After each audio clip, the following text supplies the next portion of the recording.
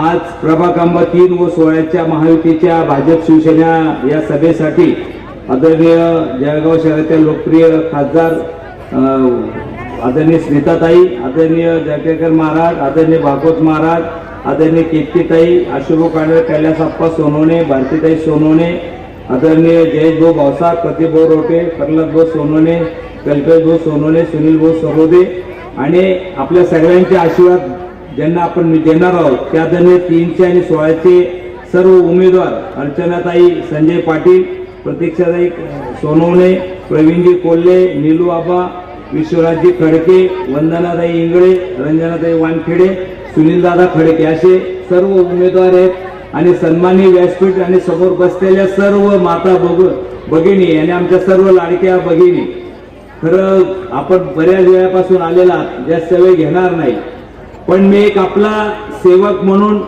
एक आपला मुलगा म्हणून, भाऊ म्हणून आपल्याला नम्रपणे विनंती करण्यासाठी उभा आहे की येणाऱ्या 15 तारखेला मतदान होणार आहे आणि आपण सर्वजण यांना सेवेची संधी द्यावी अशी आपल्या सर्वांना नम्रपणे विनंती करतो। याच्यामध्ये कमळ आणि धनुष्यबाण हे दोनच निशाणे आपल्या याच्यामध्ये आणि या माध्यमातून 16 मध्ये तर सर्व तिघी कमळच आहे, एक बिनविरोध झालेले, याच्यामध्ये 3 कमळ आणि 1 धनुष्यबाण आहे आणि या माध्यमातून आपण सर्वांनी त्यांना प्रचंड मताने आशीर्वाद द्यावे आणि निवडून द्यावे अशी सर्व नम्रपणे विनंती करतो। खरं आपण 3 आणि 16 मध्ये पाहिलं असेल तर विकास करत असताना या दोघी प्रभाग मिळून जवळजवळ 38 कोटी रुपये आपण निधी या दोघी प्रभागात टाकलेला आहे, पण तरी म्हणणारे सर्वच कामं झाली, बरीच कामं बाकी आहे याची जाणीव आम्हाला आहे। आम्ही भविष्यात आपल्या सर्वांच्या आशीर्वादाने राहिलेले कामं मार्ग पूर्ण करण्याचा सर्व नगरसेवकाच्या सहकार्याने नक्कीच प्रयत्न करू। पण काम करत असताना 2014 नंतर तुम्ही बघितलं असेल आदरणीय आपल्या भारताचे लाडके पंतप्रधान मोदी साहेबांचं नेतृत्व पूर्ण भारत देशाने मान्य केलं, तर त्याच्याच पाठोपाठ जगाने सुद्धा मान्य केलं, म्हणजे जागतिक नेता आपले पंतप्रधान होऊ शकले आणि त्यांच्याच पाठीमागे आपल्या राज्यात आदरणीय देवेंद्र भाऊ मुख्यमंत्री यांच्या नेतृत्वात मला वाटतं मागच्या 2014 पासून त्यांचं नेतृत्व मान्य केलं। उपमुख्यमंत्री शिंदे साहेब असतील, अजितदादा असतील, आमचे नेते आमदार गिरीश असतील, पालकमंत्री गुलाबजी पाटील असतील, खासदार ताई असेल, मंत्री रक्षाताई असतील, मंत्री संजयभाऊ सावकारे असतील, यांच्या माध्यमातून मला वाटतं सतत पियुष दादा आले, याच्यासाठी जोरात टाळ्या वाजायचं पियुष दादासाठी, या माध्यमातून मला वाटतं काम करण्याचं आम्ही सतत प्रयत्न केले। आम्ही सर्व माता भगिनींना आणि सर्व बंधूंना विनंती करतो की कदाचित आपलं एखादं काम राहिलं असेल, आजचं उद्या आम्ही करणारच आहोत, याच्यात कुठेही शंका नाही आणि आपण सर्वांनी फक्त वस्तुस्थिती आपण सर्वांना माहिती आहे जळगाव महापालिकेची की आकाश इतकं फाटलेलं होतं, एक एक टाका मारून आम्ही पुढे जाण्याचा प्रयत्न करतोय आणि मला वाटतं जळगाव महापालिका कर्जमुक्त करू शकलो, जेडीसी बँक कर्जमुक्त करू शकलो। 2014 नंतर बघा तुम्ही 2014चा अगोदर जळगाव आम्हाला त्याच्यात जायचं नाही, पण 2014 नंतर सर्वात काही उपलब्धी असेल तर जळगाव महापालिका कर्जमुक्त होणं ही सर्वात मोठी उपलब्धी महायुती सरकारमध्ये आम्हाला झाली आणि त्याच्या पाठोपाठ शिवाजीनगरचा ब्रिज असेल, पिंपराळ ब्रिज असेल, आसोदा गेटचा ब्रिज असेल, बायपास असेल, इकडे समांतर रस्त्याचे आपण कामं बघतोय, असे सर्व नवीन MIDCची गोष्ट झाली, तिचं नोटिफिकेशन निघालं, आता नवीन परत 20 कोटी मंजूर झालेले, त्याचे आता इथे आपण बघताय की रुंदीकरण झालेलं आहे, कॉन्क्रिटीकरण होत आहे, म्हणजे इतके कामं मला वाटतं होत आहेत आणि राहिलेले कामं सुद्धा आम्ही 100% पूर्ण करण्याचा प्रयत्न करत आहोत। सांगायचं तात्पर्य मी म्हणतो की एखादं काम आजचं उद्या होईल, पण जसं स्मिताताईंनी सांगितलं, कीर्तिताईंनी सांगितलं की अंत्योदय म्हणजे सरकार आल्यानंतर महापालिकेत आपल्या आशीर्वादाने महापालिकेत महायुतीचा महापौर झाल्यानंतर त्याच्या माध्यमातून ज्या योजना असतील, महापालिकेच्या असतील, राज्य सरकारच्या असतील, केंद्र सरकारच्या असतील, या सर्व योजना अंत्योदय म्हणजे समाजातल्या सर्व घटकापर्यंत नेण्याचं काम मला आम्ही करणार आहोत। मग आमच्या लाडक्या बहिणीसाठी घर असेल, आमच्या माता भगिनीचं एकच स्वप्न असतं की माझं स्वतःचं घर व्हावं, त्याच्यासाठी 2,67,000 रुपये सबसिडी त्याला 3 योजना आहेत, एक तर महापालिकेकडे अर्ज दिला तर महापालिकेकडून घर मिळेल, दुसरं जर तुमची जागा स्वतःची असेल त्याच्यासाठी 2,70,000 सबसिडी मिळेल, तुम्ही जर एखाद्या बिल्डर कडून घर घेतलं त्याच्यासाठी तेवढी सबसिडी मिळेल, आणि अशा आयुष्यमान भारतचा असेल, धान्य फ्री असेल, आमच्या लाडकी बहीण, आता लाडकी बहीण किती आहे, कोणाकोणा लाडकी योजना आहे, एवढं सर्वांना लाडकी बहीण योजना आहे. आणि ह्या माध्यमातून तुम्हाला सांगू इच्छितो की लाडकी बहीण योजना मागच्या वेळेला रक्षाबंधनच्या वेळेला सुरू झाली. रक्षाबंधन 15 दिवसाच्या वेळती होतं. एका आमच्या भगिनीला हप्ता पडला पहिला. त्या भगिनीने काय केलं, रक्षाबंधनचं होती, राख्या बनवण्यासाठी रॉ मटेरियल घेतलं आणि त्या रॉ मटेरियलचं 1500 रुपयाचे 9,000 रुपये बनवले राख्या विकून. म्हणजे एखाद्या भगिनीसाठी 1500 रुपये बी किती महत्वाचे. पैशापेक्षा बी आता बऱ्याच भगिनी अशा होत्या की बँकेत जायच्या नाही, पण आता 1500 मुळे अकाउंट उघडला कधी सर्वांचं. हे का झालं, कारण देवाभाऊंनी आपल्याला ती लाडकी बहीण योजना सुरू केली, आदरणीय शिंदे साहेबांनी सुरू केली. आणि हे करत असताना याच्या पाठोपाठ 1500 रुपयापेक्षा आमची आता बँकेमध्ये पद निर्माण झाली. आमची भगिनी बँकेत गेल्यानंतर 1500 रुपये बँके मॅनेजरला माहिती आहे की हिच्या दर महिन्याला 1500 रुपये मिळणार आहेत. यांच्या मुलाला आता एज्युकेशन लोन मिळेल, त्यांना होम लोन मिळेल, छोटा मोठा उद्योग करण्यासाठी लोन मिळेल. आता बँकेमध्ये तुमची पद निर्माण झालेली. तुमचं अकाउंट नव्हतं तर बँक मॅनेजर उभं केलं असतं का तुम्हाला, पण आता बँकेमध्ये पद निर्माण झालेली. आणि आता बँक मॅनेजर आपल्याला होम लोन देऊ शकतो, मुलांच्या एज्युकेशन लोन देऊ शकतो, छोट्या मोठ्या व्यवसायासाठी सुद्धा कर्ज देऊ शकतो. या लाडक्या बहीण योजनेचा इतका मोठा फायदा झालेला आहे. आणि म्हणून आमची विनंती की या सर्व योजना राबवत असताना आम्हाला घर त्यांना द्यायचंय, प्रत्येकाला स्वतःचं घर झालं पाहिजे, धान्य फ्री मिळालं पाहिजे. आणि हे सर्व देत असताना प्रत्येक माणूस सुखी आणि समृद्धीचा कसा होईल. आणि या बरोबर मला वाटतं आपण बघत असाल, आपण स्वतःचं घर देत असताना आता दवाखान्याची सुद्धा 5 लाखाची आयुष्यमान भारत गॅरंटी घेतली मोदी साहेबांनी की आता कोणालाही 5 लाखापर्यंत 1 रुपया खर्च येणार नाही. याचं सर्व जो खर्च तो केंद्र सरकार करेल. त्याच्या पाठोपाठ राज्य सरकारने सुद्धा महात्मा ज्योतिबा फुले 5 लाखापर्यंत गॅरंटी घेतली. त्याची पण मुख्यमंत्री सहाय्यता जर तुम्हाला याच्यात कुठेही बसला नाही तर 2 ते 3 लाखापर्यंत मुख्यमंत्री सहायता निधी आपल्याला मिळतो. म्हणजे इतक्या मोठ्या योजना या तुमचं सर्वसामान्य माणसाला देण्याचं काम महायुती सरकार करतंय. आणि या माध्यमातून म्हणून आम्ही आपल्याला विनंती करतो की जसं आपण केंद्रातलं सरकार दिलं, आशीर्वाद दिले, पहिलं इंजिन जोडलं, दुसरं राज्यातले आपण आशीर्वाद दिले, राज्यातलं सरकार जोडलं, मोदी साहेब 3ऱ्यांदा पंतप्रधान झाले, देवेंद्र भाऊ 3ऱ्यांदा मुख्यमंत्री झाले, आणि मी सुद्धा तुमच्या आशीर्वादाने 3ऱ्यांदा आमदार होऊ शकलो. हे तुमच्या आशीर्वादामुळे होऊ शकलेलं आहे. आणि म्हणून आपल्याला गल्लीपासून तर दिल्लीपर्यंत जर सरकार असेल तर आपल्याला काय काय योजना मिळू शकतात. आमचं स्वतःचं घर होऊ शकतं, आमच्या हॉस्पिटलला मदत होऊ शकते, आम्हाला धान्य मिळू शकतं. अशा सांगण्यासारख्या हजारो योजना आहेत की त्या मिळू शकतील. लाडकी बहीण मिळेल, ग्रामीण मध्ये असेल लखपती दिदी मिळेल, मुद्रा लोन मिळेल 20 लाखापर्यंत. आता मुद्रा लोन आहे बिगर व्याजाचं, बिगर गॅरंटीचं, ते मुद्रा लोन आपल्याला मिळेल. आणि ते अर्चनाताई बसले, कितीतरी महिलांना मुद्रा लोन मिळवून दिलं की त्याच्या माध्यमातून स्वतःच्या पायावरती उभं राहण्यासाठी.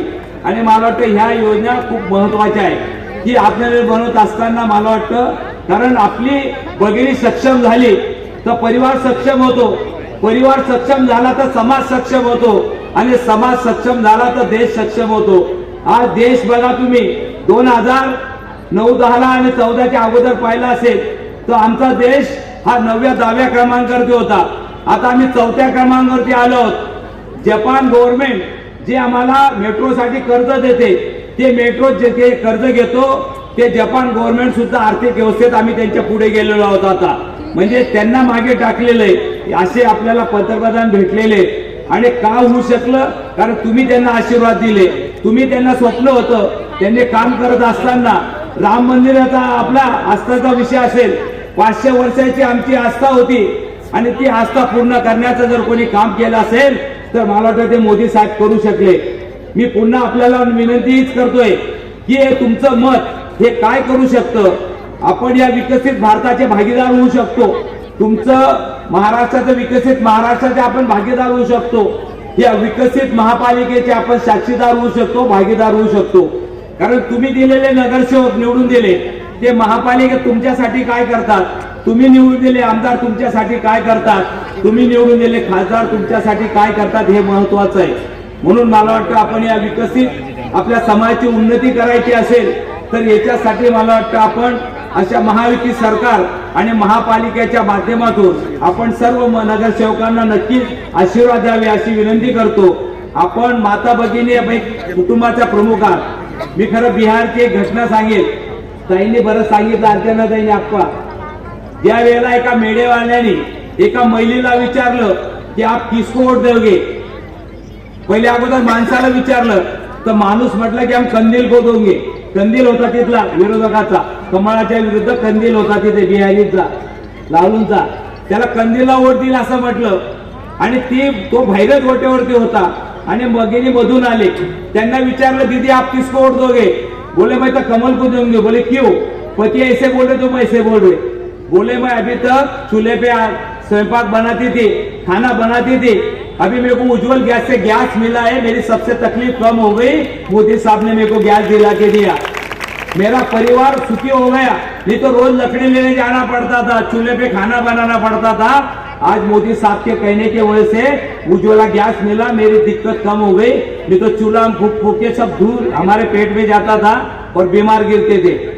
ते त्या बाईचं ऐकलं आणि परत माणसाला विचारलं तर माणूस म्हटला की मैं भी कमल को वोट दूंगा. तर तुमचं इतकं परिवर्तन तुम्ही करू शकता घरामध्ये. तुम्ही सांगितलं पतीला मुलाला की कोणाला वोट करायचं. माझ्या हिशोबाने कमीत कमी आप्पासाहेब 4000 महिला असतील आणि बरेच पुरुष असतील.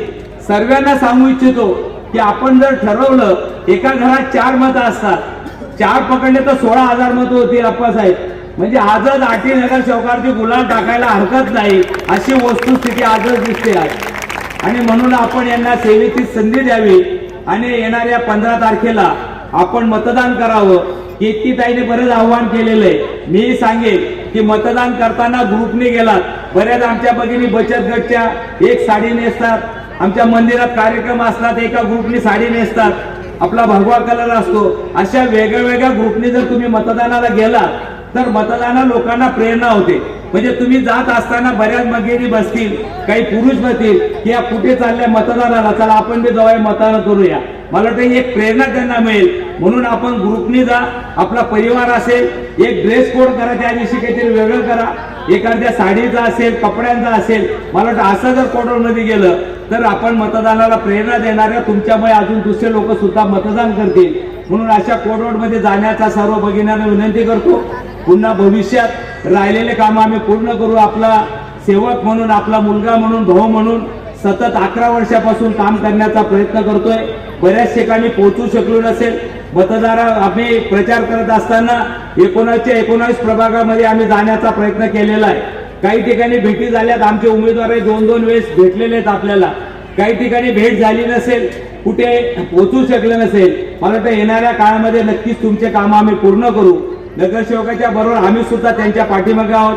आमचे नेते नामदार गिरीशभाऊ असतील, पालकमंत्री गुलाबभाऊ असतील, खासदार स्मिताताई असेल आणि आदरणीय देवाभाऊ असतील, शिंदे साहेब असतील, अजितदादा असतील, यांच्या नेतृत्वात, त्यांच्या आशीर्वादामध्ये जळगाव शहराचा राहिलेला विकास आम्ही पूर्णपणे करण्याचा प्रयत्न करू.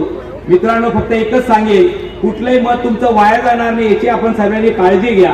विकास कोण करू शकता याचा विचार करा. कोणी अपक्ष असेल, कोणी विरोधक असतील, त्यांचा जो विजन नाही आजच्या तारखेला, कोणी त्यांचा नेता दिसत नाही, काही सांगण्यासाठी मुद्दा नाही त्यांच्यापाशी की आम्ही काय करणार हे त्यांच्यापाशी विजन नाही, काय केलं ते सांगणार नाही. म्हणून आपलं मत वाया जाणार नाही. कोणी अपक्ष असेल, विरोधक असेल, त्याला आपलं मत टाकू नका, आपलं मत वाया जाईल.